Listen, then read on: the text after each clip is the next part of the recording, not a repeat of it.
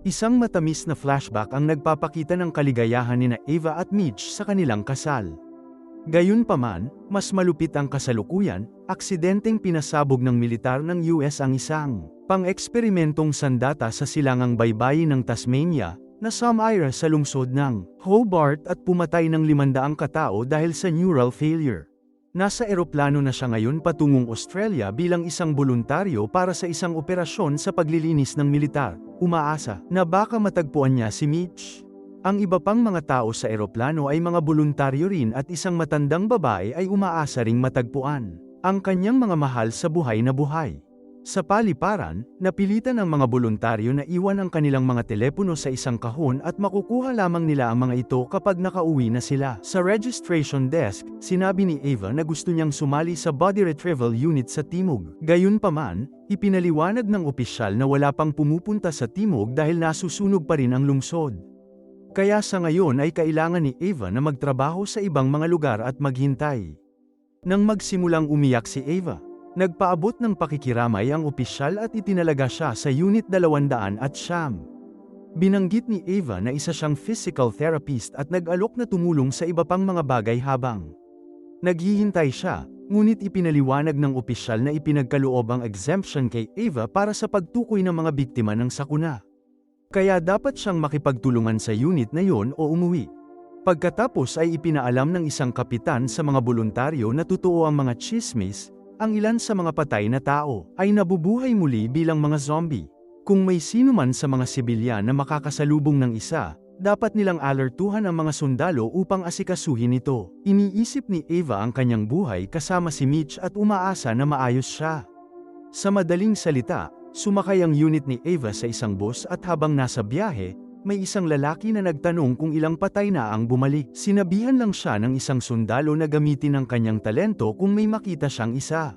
Nang marating ng bus ang isang wasak na lungsod, nakakita sila ng usok kahit saan. Nagkalat ang mga boluntaryo para maghanap ng mga bangkay para mailibing nila ang mga ito ng may dignidad.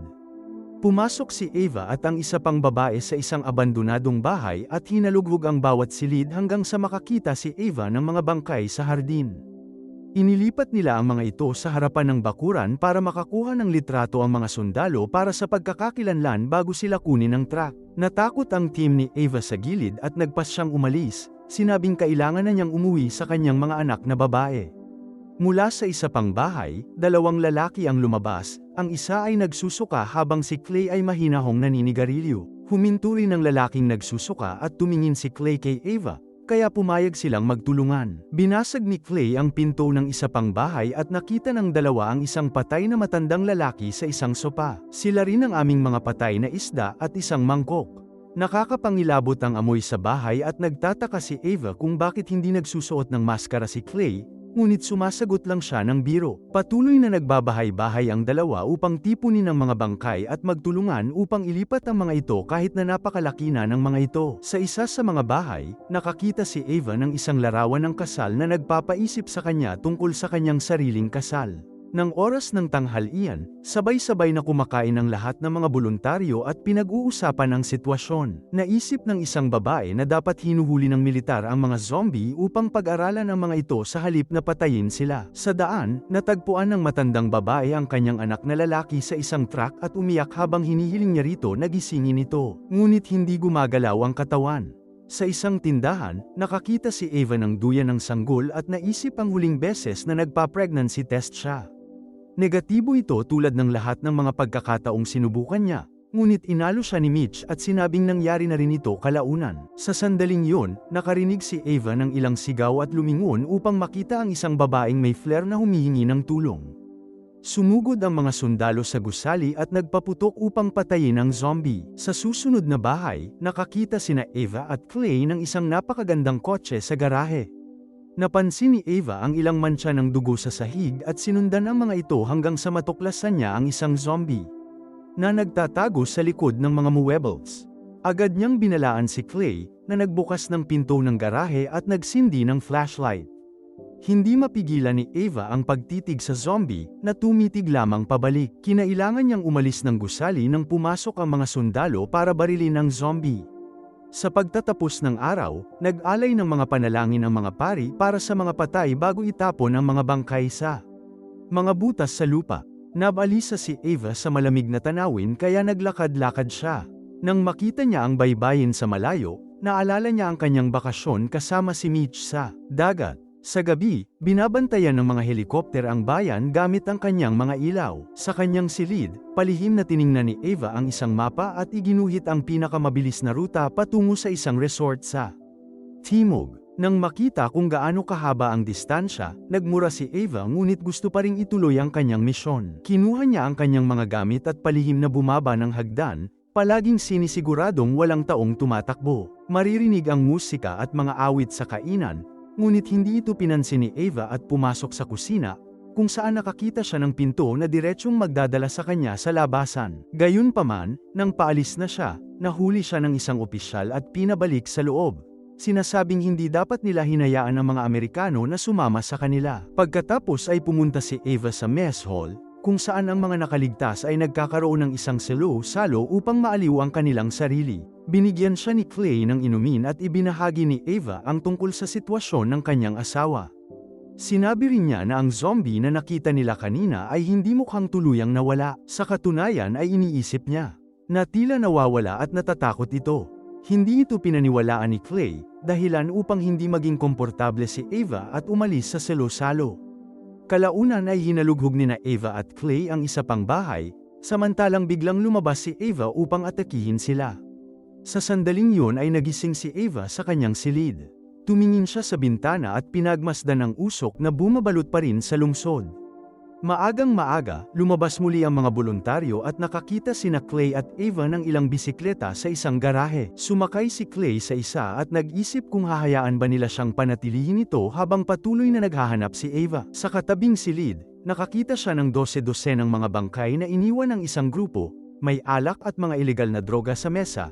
Kaya uminom si Clay ng kaunting happy powder, at ibinahagi na nagbibisikleta na siya simula pa noong bata pa siya. Ipinakita sa kanya ni Ava ang mapa at nag-isip kung maaari ba siyang dalhin sa timog gamit ang bisikleta para maiwasan ang pinakamasamang lugar. Tinukso siya ni Clay dahil sa determinasyon nito at pumayag na ihatid siya. Habang naghahanap si Clay ng mga helmet, nakarinig si Ava ng ingay at lumingon para makahanap ng isang zombie na nagkikiskisa ng ngipin at gumagawa ng kakaibang tunog. Sinubukan ni Ava na makipag-usap dito, ngunit bumalik si Clay at sinabihan siyang umalis. Pagkatapos, umalis ang dalawa sa gusali, dala ang bisikleta at palihim na lumabas ng bayan sa pamamagitan ng isang bukas na gate. Tumakbo sila sa kalsada at nang makalayo na sila, sumakay sila sa bisikleta at umalis. Tuwang-tuwa si Clay kaya't nagmaneho siya ng buong bilis at iniwasan ang lahat ng mga inabandunang sasakyan sa kalsada. Pagkalipas ng ilang oras, nakita ng dalawa ang ilang mga sasakyang militar na paparating, kaya nagmadali silang magtago sa likod ng isang sasakyan. Sa sandaling yun, nakakita si Ava ng isang zombie sa gitna ng kalsada, ngunit nang magsimula itong maglakad, nabaril ito ng mga sundalo. Napatitig si Ava sa bangkay at hindi maiwasang isipin na ito ay isang niche. Pagkaalis ng mga sundalo, patuloy ang dalawa sa paglalakbay. Habang papalapit sila sa zero ground, mas dumarami ang usok at abo sa kalangitan, hindi pa kasama rito. Lahat ng lugar ay sira-sira.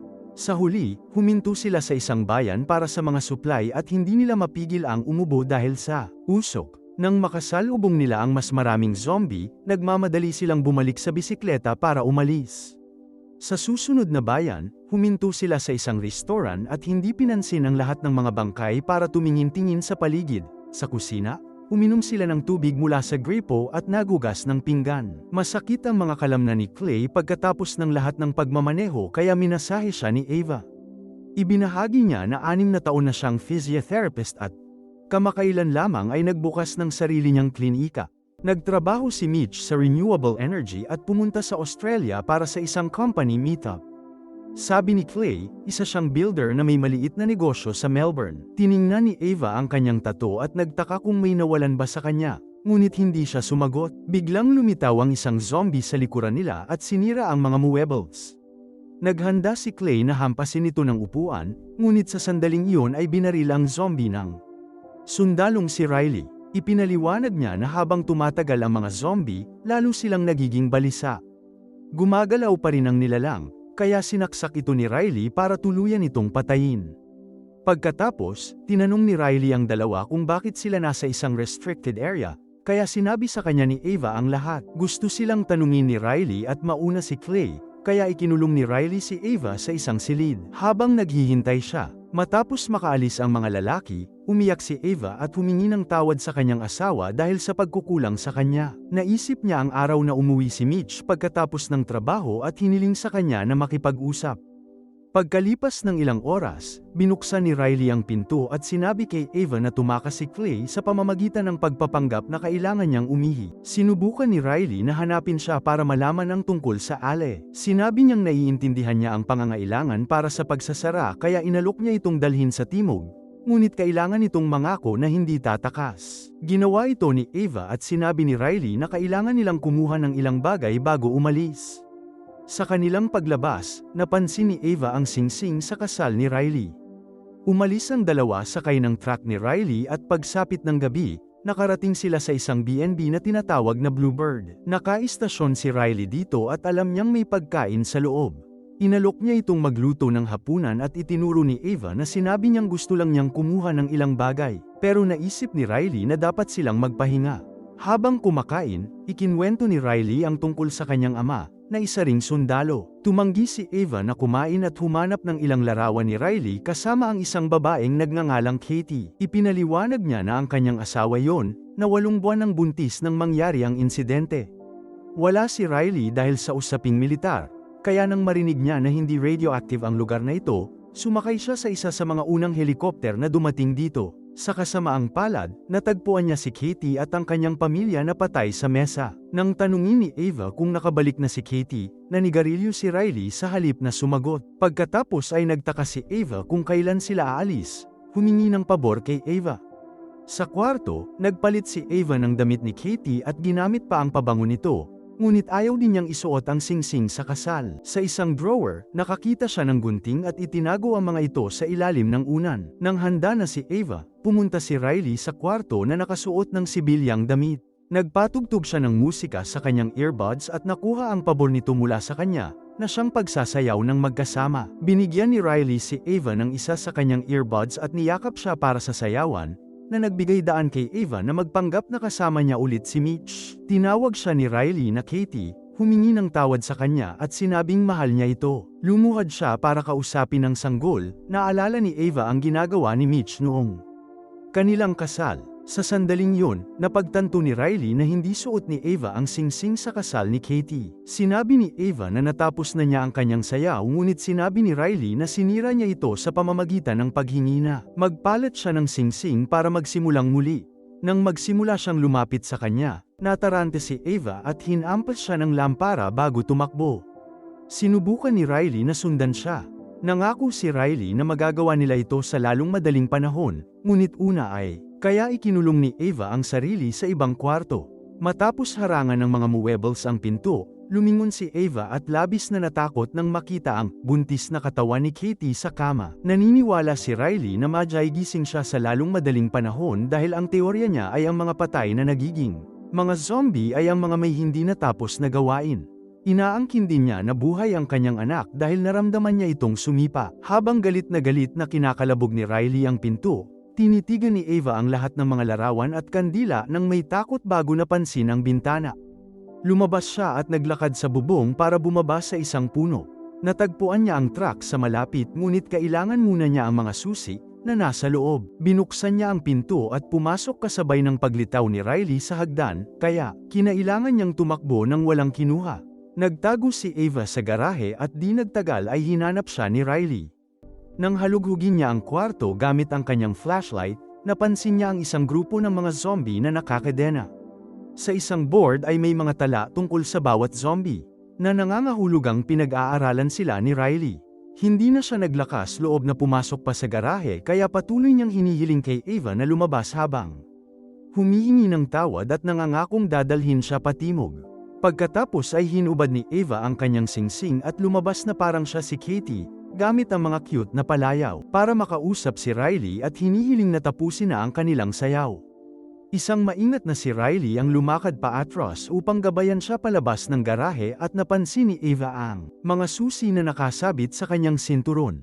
Patuloy siyang nakikipag-usap ng matamis sa kanya at lumapit siya upang yakapin siya, ngunit tinawag niya itong Eva at sinabihang sinira na niya ito. Nang bunutin ni Eva ang isang screwdriver na natagpuan niya sa garahe at sinaksak si Riley at ang leeg para patayin ito. Habang pumipiyok si Riley sa lupa, kinuha ni Eva ang mga susi at tumakbo papunta sa truck. Nang buksan niya ang mga ilaw ng truck, nagulat siya nang makita si Katie na nakatayo sa labas ng bahay na hawak ang kanyang tiyan. Hindi siya pinansin ni Eva at umalis. Habang nasa biyahe, naalala niya ang araw na umalis si Mitch para sa kanyang business trip. Umiiyak siya at ayaw siyang pumunta ni Eva sa airport. Mukhang magulo ang kanilang kasal. Kinaumagahan, nagising si Eva sa truck at isinuot muli ang kanyang singsing. Doon siya nagpalipas ng gabi dahil hinarangan ng maraming sasakyan ang kalsada. Kumuha siya ng mga damit at palakol mula sa mga nahulog na sasakyan at nagpatuloy sa kanyang paglalakbay ng naglalakad. Pagkalipas ng ilang oras, isang zombie ang lumitaw sa likuran ni Eva at hinabol siya. Sinubukan niyang tumakas ngunit natisod siya sa isang bangkay at aksidenteng nahulog ang palakol. Pagkatapos ay sumakay siya sa isang bus sa pamamagitan ng isang sirang bintana, ngunit sinundan siya ng zombie. Patuloy na sinusubukan ng nilalang na hawakan ang kanyang mga binti at inihagis ni Eva ang lahat ng bagay na maabot niya, hanggang sa tuluyan niya itong napatay sa pamamagitan ng paghampas dito ng ilang beses gamit ang isang fire extinguisher. Matapos sumigaw sa pagkabigo, kinuha ni Eva ang kanyang palakol at nagpatuloy sa paglalakad. Kinagabihan, nakakita siya ng isang RV at sumilip sa loob at nakita ang isang buong pamilyang patay. Inilabas niya ang mga bangkay bago sumakay sa RV para magpahinga sa gabi. Inalagaan niya ang mga paltos sa kanyang mga paa at tiningnan ang mapa, napansin niyang mayroon pa siyang 6 na milya. Sa kalagitnaan ng gabi, isa sa mga bangkay ang naging zombie at nagising si Eva dahil sa ingay. Lumabas siya dala ang kanyang palakol na handang umatake, ngunit nadatnan niya ang zombie na naghuhukay ng butas para ilibing ang pamilya nito. Parang tao ito kapag tinitingnan si Eva, kaya nagpasya siyang tulungan ito. Nang may libing na ang buong pamilya, tiningnan ni Eva ang ID ng zombie mula sa patakan nito at muling naisip si Mitch, na nagkakaroon ng pag-asa na maaaring maayos ito. Naupo ang zombie sa tabi ng butas bilang isang kahilingan, kaya pinatay ito ni Eva at inilibing kasama ang pamilya nito. Nag-iwan ng larawan sa ibabaw ng libingan. Sa kalaunan ay nakarating si Eva sa isang magarbong resort kung saan niya natuklasan ang mga bangkay ng lahat ng bisita. At ang mga staff kasama ang isang zombie na nakulong sa hardin. Hinalughog niya ang bawat silid hanggang sa wakas ay natagpuan niya si Mitch, na patay na sa sahig sa tabi ng kama. Dahan-daang hinawakan ni Eva ang kamay niya at napansin niyang nawawala ang singsing sa kasal nito. Nang tumingala siya, napansin niya ang 2 baso ng alak sa nightstand, isang ID ng babae sa mesa, at ang singsing sa banyo. Nangangahulugan nito na niloko siya ni Mitch. Isang umiiyak na tinawag ni Eva ang babae na maganda bago sinigawan si Mitch. Hinihiling nagisingin ito para sa kanya. Naantala siya ng pagpasok ni Clay sa kwarto. Pumunta ang dalawa sa dalampasigan at uminom habang ibinahagi ni Eva na nagsimula ang kanilang pagsasama. Nang hindi niya mabigyan ng anak si Mitch, gusto niyang magsimula ng paggamot. Ngunit sinabihan siya ni Mitch na maghintay. Naging karaniwan ang mga pagtatalo at hindi na niya nakilala ang kanyang asawa. Kalaunan ay nagkaroon siya ng relasyon at inamin ito kay Mitch bago pa man ito dumating sa Australia. Pumunta siya sa pag-aakalang makakahanap siya ng kahit isang bahagi nito para maayos ang mga bagay-bagay. Bilang kapalit, ibinahagi ni Clay na ayaw ng kanyang anak at ng kanyang asawa na magkaroon ng anumang kinalaman sa kanya, kaya nagboluntaryo siya para sa proyekto upang patunayan na hindi siya makasarili. Gayunpaman, nang sabihin niya ito sa kanyang asawa, ininsulto lamang siya ng babae. Pagkatapos, nagpa siya ang dalawa na kalimutan ang kanilang mga problema sa pamamagitan ng pagsasaya sa resort. Nag-inom sila, naninigarilyo, at lumangoy sa pool.